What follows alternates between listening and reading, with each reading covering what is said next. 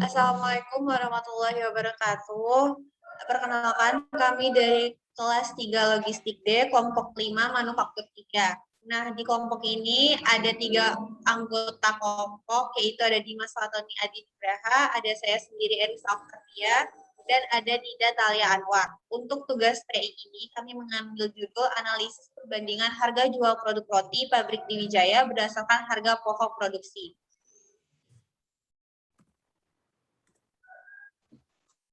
Untuk bab 1 itu ada 5 pokok pembahasan yang akan dibahas. Yang pertama adalah tentang masalah, gambaran mengenai deskripsinya, masalah yang terjadi di pabrik roti Dwijaya. Lalu ada rich picture diagram, yaitu gambaran dengan menggunakan animasi atau kartun secara singkat untuk menggambarkan suatu permasalahan. Lalu yang ketiga ada list of problem dan gap analysis, menggambarkan tentang masalah-masalah yang terjadi dan gap atau selisih yang terjadi di masalah tersebut. Lalu ada 6 elemen of diagram, yaitu 6 elemen masalah. Yang pertama ada pembuat keputusan, ada tujuan pembuat keputusan, ada kriteria keputusan terkait, ada ukuran kinerjanya, ada input kontrol atau tindakan alternatif solusi yang diberikan atau yang harus dilakukan. Lalu yang terakhir ada konteks di mana masalah terjadi. Lalu yang pembahasan selanjutnya ada fishbone diagram dan 5W1H. Lanjut, Dim.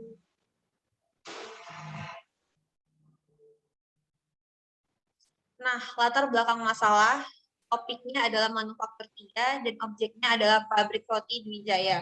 Nah, pabrik roti Dwijaya ini merupakan sebuah perusahaan manufaktur yang bergerak di bidang makanan yakni roti. Perusahaan ini didirikan oleh Suyanto dan terletak di Kupang, Nusa Tenggara Timur. Pabrik ini menghasilkan berbagai jenis roti yang memiliki bahan baku yang beraneka. Dalam memproduksi roti tentunya banyak biaya-biaya yang timbul dari kegiatan produksi tersebut. Maka biaya produksi ini terdiri dari biaya bahan baku, biaya tenaga kerja, biaya overhead pabrik variabel, dan biaya overhead pabrik tetap. Nah, dari biaya yang timbul tersebut, maka selanjutnya kita akan melakukan perhitungan dengan menggunakan metode full costing dan variable costing. Nah, pabrik roti Dwijaya perlu melakukan perhitungan mengenai harga pokok produksi serta harga penjualan. Dengan adanya perhitungan harga pokok produksi dan perhitungan harga penjualan, diharapkan nanti laba yang dihasilkan oleh perusahaan tersebut bisa optimal. Oleh karena itu, berdasarkan permasalahan ini, maka perlu dilakukan perbandingan perhitungan harga pokok produksi dibandingkan dengan harga pokok penjualan dengan metode perhitungan full costing dan variable costing.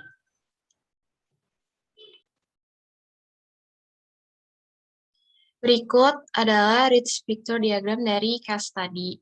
Berawal dari pabrik roti Dwijaya, kemudian manajer produksi dari pabrik roti Dwijaya yang ingin menghitung harga pokok produksi dan harga jual. Tujuannya yaitu untuk perusahaan dapat mengendalikan biaya dalam proses produksinya. Manajer produksi menggunakan 2 variabel, yaitu metode full costing dan metode variable costing. Kemudian dari 2 metode tersebut didapatkan harga pokok produksi, selanjutnya harga jual. Dari harga jual tersebut didapatkan harga penjualan optimal dan biaya proses produksi terkendali. Selanjutnya.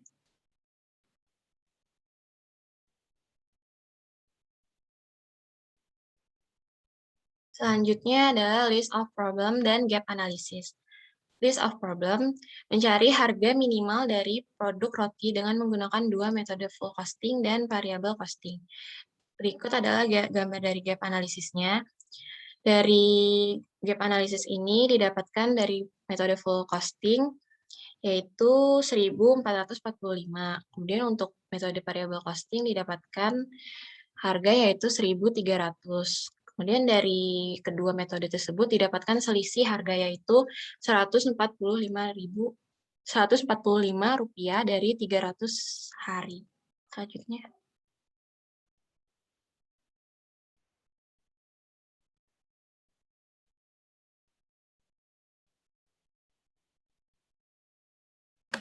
Nah, untuk yang selanjutnya ini adalah ada 6 elemen masalah. Nah, yang pertama itu membuat keputusan. Di sini yang membuat keputusan itu adalah dari pihak manajer produksi. Nah, di sini itu pihak manajer produksi itu sangat berperan penting pada pabrik roti Dwijaya. Yang kemudian itu ada tujuan pembuat keputusan. Nah, di sini tujuan pembuat keputusan itu pada pabrik roti Dwijaya ingin menentukan harga pokok produksi atau HPP agar bisa menentukan harga jual sebuah produk yang optimal sehingga menghasilkan laba yang maksimal dan sesuai dengan markup yang diinginkan oleh perusahaan. Nah, kemudian yang ketiga ini di sini ada kriteria keputusan terkait. Nah, di sini kriteria keputusan terkait itu manajer produksi ingin mencari sebuah solusi atau cara untuk menemukan harga pokok produksi agar bisa menentukan harga jual setiap produknya. Nah, kemudian selanjutnya ada ukuran kinerja. Di sini ukuran kinerjanya itu adalah penggolongan biaya berdasarkan tujuan yang hendak dicapai, yang menghasilkan perhitungan harga pokok produksi untuk menentukan harga jual pada pabrik roti Dwijaya.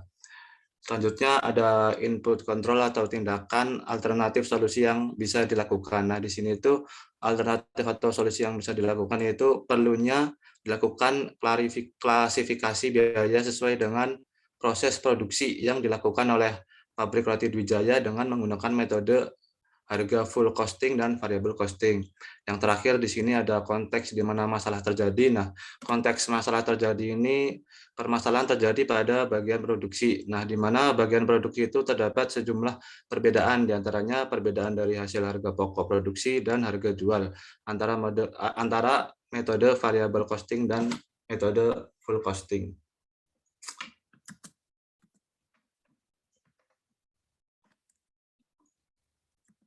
Nah, di sini ada 5W1H. Yang pertama itu ada what, yang berarti apa masalah yang sedang terjadi terkait dengan harga pokok produksi untuk menentukan harga jual pada pabrik roti Dwijaya. Yang kedua ada who, siapa yang bertanggung jawab dalam mencari nilai pokok produksi dan juga harga jual setiap produk.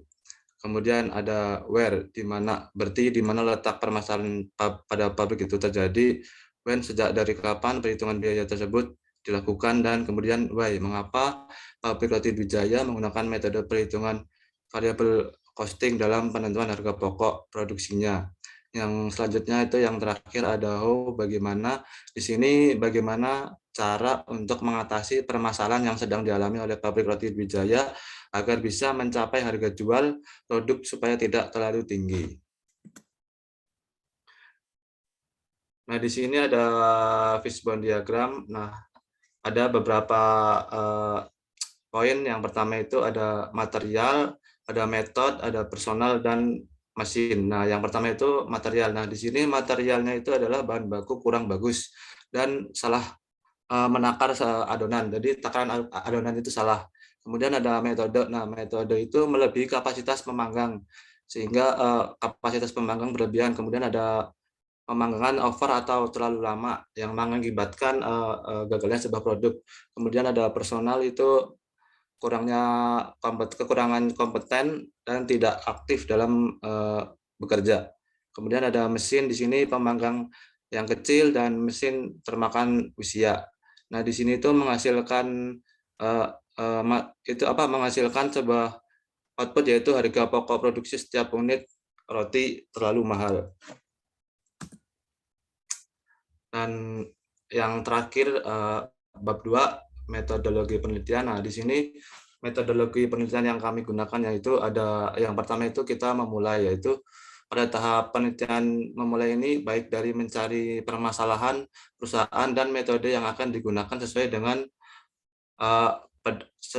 dengan pedoman yang berlaku. Kemudian ada studi pustaka. Nah, di sini tahap ini itu menjelaskan materi dan metode yang akan digunakan dalam penelitian kami mengenai penginputan data, pengumpulan informasi yang berasal dari berbagai sumber, baik dari jurnal hingga situs yang terkait dengan kasus dan perusahaan yang akan diteliti. Yang kemudian ada rumusan masalah. Di sini tuh rumusan masalahnya adalah tahap di mana kami itu menentukan dan menyimpulkan sebuah permasalahan yang akan dibahas pada penelitian ini. Lebih detailnya itu membahas tentang kasus-kasus yang terjadi untuk dikaji atau dicari jalan keluarnya pada proyek terintegrasi ini.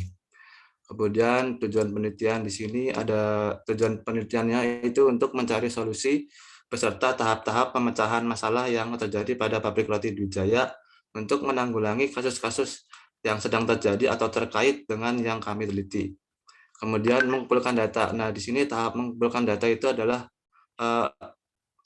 pengumpulan data yang sudah dikumpulkan pada tahap sebelumnya dan berhubungan dengan tujuan pada penelitian ini akan diolah pada tahap ini menggunakan aplikasi Microsoft Word, Visio, dan aplikasi Minitab. Setelah itu ada tahapan analisis. Nah, di sini melakukan langkah-langkah pengolahan data. Langkah selanjutnya yaitu menganalisis hasil dari pengolahan data dari Microsoft Word, Visio, dan Minitab. Kemudian ada kesimpulan dan saran.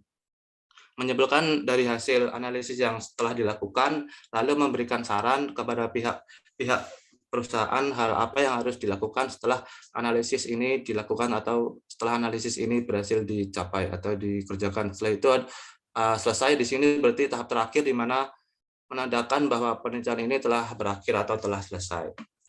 Nah, sekian presentasi dari kelompok kami. Bila ada salah kata atau kekurangannya mohon maaf. Wassalamualaikum warahmatullahi wabarakatuh.